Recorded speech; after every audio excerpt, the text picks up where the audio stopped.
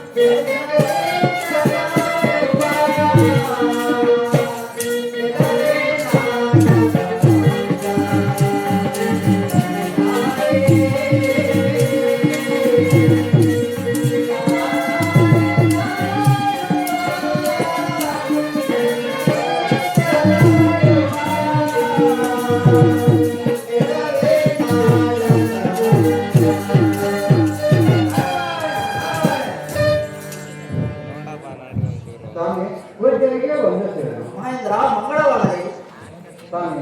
ಹೀಗೆ ದೇವರನ್ನು ಆರಂಭಿಸಿ ತಮ್ಮ ಆಗಮನದಿಂದ ನಮ್ಮ ದೇವತೆಗಳು ಕಳೆಗೊಂಡಿತು. ತಮ್ಮ ಆಗಮನವು ಎಲ್ಲಿಂದ ಎಲ್ಲಿಗೆ ಬಂದಿರಿ ಅಲ್ಲಲ್ಲಿಯ ವಿಶೇಷವನ್ನು ತಿಳಿಸಿಕೊಟ್ಟರೆ. ಅಮರೇಂದ್ರ, ನಾನು ಯಾವಾಗ ನಿಮ್ಮ ಸಭೆಗೆ ಬಂದರೂ ಇದೇ ಪ್ರಶ್ನೆಯನ್ನು ಕೇಳುತ್ತೇನೆ. ವಿಶೇಷವನ್ನೇನಾದರೆ ಅದನ್ನು ಕೇಳಿ ಸಂತೋಷದ ಬದಲು ಮತ್ತೆ ಕಿಟ್ಟುಕೊಡುತ್ತೇನೆ. ಆದ್ದರಿಂದ ನಾನು ಇದ್ದಂತೆ ಹೇಳಿದರೆ ನನ್ನನ್ನು ಕಲಹಾಪುರನೆಂದು ಅಳೆಯುತ್ತಾರೆ. ಆದ್ದರಿಂದ ಹೇಳುವುದಕ್ಕೆ ಸಂಕೋಚಪಟ್ಟೆ ಮಹೇಂದ್ರ. ಪೂಜ್ಯರೇ, ತಮ್ಮ ಘನತೆಯನ್ನು ಕಲಿಯದ ಭಗ್ನರು ಹಾಗೆ ಬಯಸುವರು. ಇಂತಹ ಅಪವಾದಗಳಿಗೆ ಅಂದಿದರೆ ಹೇಗೆ? ಪ್ರಪಂಚ ಕಲ್ಯಾಣಕ್ಕೋಸ್ಕರ ತಮ್ಮಂತಹವರು ಬೇಕೇ ಬೇಕಲ್ಲವೇ? ನಾರದರಿಗೆ ತಮ್ಮ ಘನತೆಯು ಅರಿಯದ ಭಗ್ನರು ಹಾಗೆ ಭಾವಿಸುವರು. ಸ್ವಾಭಾವಿಕ ಜ್ಞಾನಿಗಳಾದ ತಾವೇ ಹೇಳಿದರೆ ಹೇಗೆ? ಸಹಸ್ರಾಕ್ಷಕನೇ, ಹೇಳು. ನಾನು ಭೂಲೋಕವನ್ನು ಸಂಚರಿಸುತ್ತಾ ಕಳಿಂಗ ರಾಜ್ಯಕ್ಕೆ ಹೋದೆನು. ಅಲ್ಲಿ ಗೋವಿಂದ ಶರ್ಮನ ಮಗನಾದ ಸತ್ಯರಥ ಮಹಾರಾಜನು ಕಳಿಂಗ ರಾಜ್ಯವನ್ನು ಆಳುತ್ತಿರುವನು. ಆತನು ದಯಾಪರ, ಸತ್ಯಸಂಧನು, ದೈವಭಕ್ತನೂ ಆಗಿದ್ದಾನೆ. ಸತ್ಯಶೀಲರನ್ನು ನಾನು ಸುರರಲ್ಲಾಗಲಿ ನರರಲ್ಲಾಗಲಿ ನವಗ್ರಹಗಳಲ್ಲಾಗಲಿ ಯಾರಲ್ಲಿಯೂ ಕಾಣೆ. ಸುಳ್ಳು ನಿಜವು ಎಂಬುದನ್ನು ಆತನ ಕುಲಗುರುಗಳಾದ ಈ ವಶಿಷ್ಠರನ್ನು ಕೇಳಿ ತಿಳಿದುಕೊಳ್ಳಿ. ಆ ನಿಮ್ಮ ಪ್ರಿಯ ಶಿಷ್ಯನು ಅಷ್ಟು ಸತ್ಯ ಸಂಧಾನ ಸ್ವಾಮಿ. ಅಮರೇಂದ್ರ, ಹೇಳುವುದು ಕೇಳು.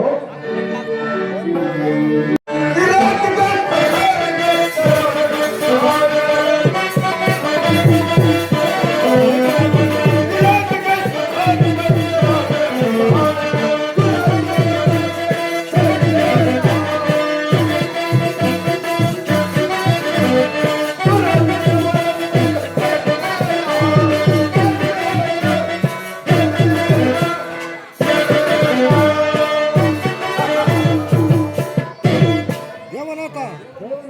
ದೇವನೇತ ಸಾಕು ನಿನ್ನ ಸಂಬಂಧಕ್ಕೆ ಮಾತನಾಡಬೇಡ.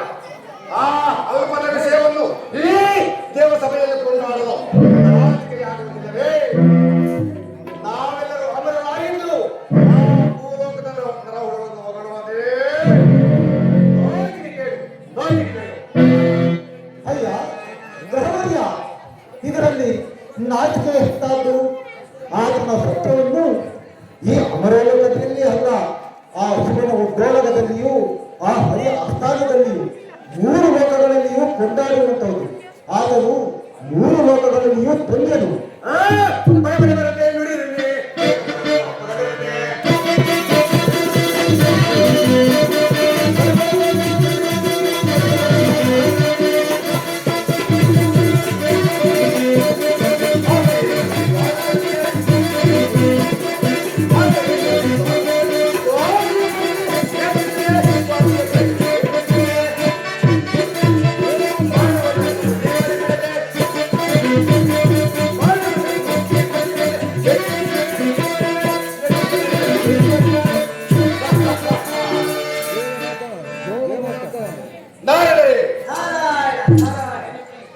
ವಸಿಷ್ಠರೇ, ನನ್ನ ಪ್ರಭಾವ ಜ್ವಾಲೆಯಿಂದ ಅನೇಕ ರಾಜಾದಿ ರಾಜರು ಹಾಗೂ ದೇವಾದಿ ದೇವತೆಗಳ ಕಟ್ಟಬೆಟ್ಟರು ಈಶ್ವರನ್ನು ಭಿಕ್ಷೆ ಎತ್ತುವಂತೆ ಮಾಡಿದರು. ಬ್ರಹ್ಮನ ಒಂದು ತಲೆ ಹೋಗುವಂತೆ ಮಾಡಿದರು.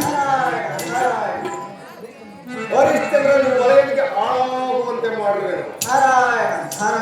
ನಳನನ್ನಾಗಿ ಮಾಡಿದರೆ ಇನ್ನು ಆ ಭೂಲೋಕದ ನರವಳವೋ ಮಹಾತ್ಮರೇ, ತೋರಿಸಬೇಡಿ. ಇದರಲ್ಲಿ ಆತನ ಪತ್ನಿಯರು ದೇವನಾಥ ತಾರತಮ್ಯದಲ್ಲಿ ಈ ನಾರಗಳು ಅಪ್ರಯೋಜಕ ಅಪ್ರಲಾಪದಿಂದ ಹೊರಡುವುದು, ಅಭಿಮಾನದಿಂದ ನೀವು ಸಿಕ್ಕರು ವಸ್ತುವು ಎಂದು ಕಾಣುವುದು. ಇದಕ್ಕೆ ನೀನು ಹುಬ್ಬಿ ಹೋಗುವುದು. ಇದೆಲ್ಲವೂ ಸರಿ ಹೋಗಿ ಪಾಕತಾಳನೆ ಆದಂತಾಯ್ತಲ್ಲ. ನಾರದರೆ, ನೀವು ಕಲಹಬ್ಬಿದವನ್ನಾಗಿ ಮಾಡಿ ಸಸಿ ಮಾಡಿದರೆ ಅದಕ್ಕೆ ಈ ವಸಿಷ್ಠರು ನೀರೆಂದು ತೋರಿಸಿದರು. ಈಗ ಸರಿವಾರು ಇತ್ತು. ಇವರಿಬ್ಬರ ಆಡಂಬರದ ಉಬ್ಬಟ ಅಬ್ಬರ ಇಲ್ಲಿ ನೆರೆದಿರುವ ಸೌಕರ್ಯಗಳೆಲ್ಲ ಉಂಟಾಯಿತು. ರುಚಿಕರ ವಸಿಷ್ಠರೇ, ಆ ನಿಮ್ಮ ಪ್ರಿಯ ಶಿಷ್ಯರಿಗೆ ಎತ್ತ ಮಾತ್ರದವರು ಮೂಗನ್ನಿಂಡಿದರೆ ತಾನಾಗೆ ಬಾಯಿತರೆ. ನನ್ನ ಮಹಿಮೆಯಿಂದ ಅವನಿಗೆ ನಾನಾ ಕಟ್ಟಗಳನ್ನು ಕೊಟ್ಟು ಸತ್ಯಪಟ್ಟನಾಗಿ ನಾನು ಮಾಡದಿದ್ದರೆ ಛಾಯಾದಿನೇ ಕುಮಾರನೇ ನಂದಿನೇ. ಅಯ್ಯ ಸೂರ್ಯಕುಮಾರ, ಸುಮ್ಮನೆ ತಲೆ ತಿಳಿಸಿಕೊಂಡು ಹೇಗೆ ಹಚ್ಚುತ್ತಿವೆ? ನನ್ನ ಶಿಷ್ಯನನ್ನು ಹಾಗೆ ಮಾಡುವೆ, ಈಗ ಮಾಡುವೆ, ಕಾಡಿಗಟ್ಟಿವೆ, ಬೇಡಿಕೊಡುವೆ ಎಂದು ಅರಿಚಾಡಿದರೆ ನೀ ಕೇಳುವ ಯಾರೂ ಇಲ್ಲ. ಸತ್ಯವಂತನನ್ನು ಸತ್ಯಭ್ರಷ್ಟನನ್ನ ಮಾಡುವಂತಾಗಿರಲಿ. ಆತನ ಪತ್ನಿ ಪುತ್ರನಿಂದ ಒಂದು ದಕ್ಷಿಣ ಸುಳ್ಳಾಡಿಸಿವೆ ಸಾಕು. ಅಯ್ಯ ಗ್ರಹಣ್ಯ, ನೀನು ಮಾಡುವುದಾದರೂ ಏನು? ಮುಚ್ಚಬಾಯಿತು ಚೆನ್ನಂತೆ ಕಟ್ಟಲೆ ಮುಚ್ಚಬಾಯಿತು ಚೆನ್ನಂತೆ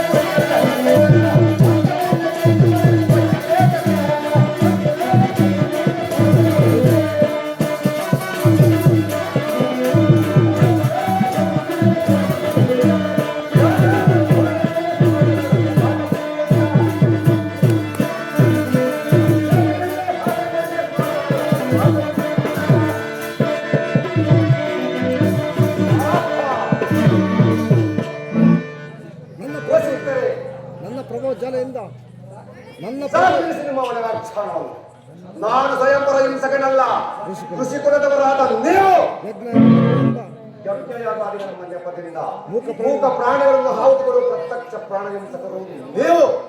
ನಿಮ್ಮಲ್ಲಿ ಋತವಾಕ್ಯವಾದರೇಕೆ ಅನವಶ್ಯಕವಾಗಿ ನಾನು ಹಾಡಿದ ಮೇಲೆ ಆ ಕಾರ್ಯವನ್ನು ಮಾಡೇ ತೀರುವುದು. ಮಾಡುವುದು ನಾನು ನೋಡಿದೆ.